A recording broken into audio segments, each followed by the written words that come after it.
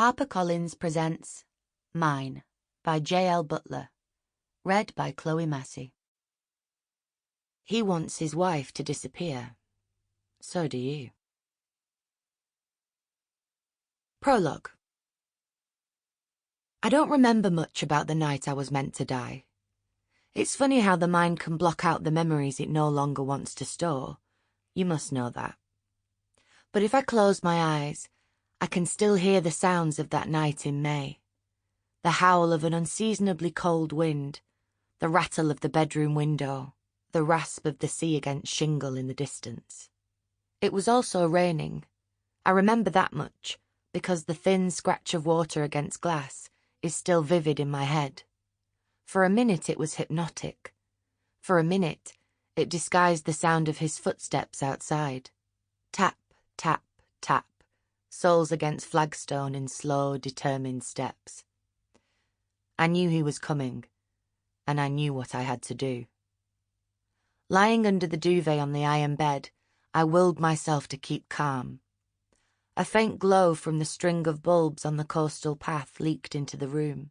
Usually this spectral darkness soothed me, but tonight it made me feel more alone, as if I were floating in space without a tether. I balled my fist, hoping, praying that the comforting twilight of the new day would present itself at the window.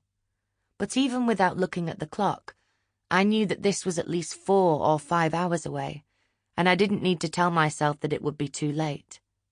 The footsteps were right outside the house now, and the faint metallic grumble of a key being pushed into the lock echoed up the stairs. It was hard to disguise sounds in the big, old building. It was too tired and weary for that. How had I let myself get into this? I had gone to London for a better life, to improve myself and meet a more interesting set of people, to fall in love. And now here I was, a cautionary tale. I heard the front door creak open. Chilled air seeped through the cracks in the window pane and pinched my nostrils shut. It was as cold as a mortuary, a macabrely apt simile. I was even lying like a mummy, arms by my sides, trembling fingers tucked under my thighs, as heavy and immobile as if they were dead weights, anchoring me to the bed. As the footsteps reached the top of the stairs, I pulled my hands out from the warmth and settled them on top of the cool cotton duvet cover. My fingers were clenched, nails pressing against my palms, but at least I was ready to fight. I suppose that was the lawyer in me.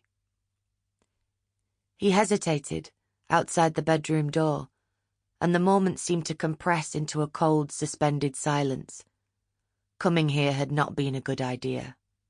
Closing my eyes, I willed the single tear not to weep onto my cheek.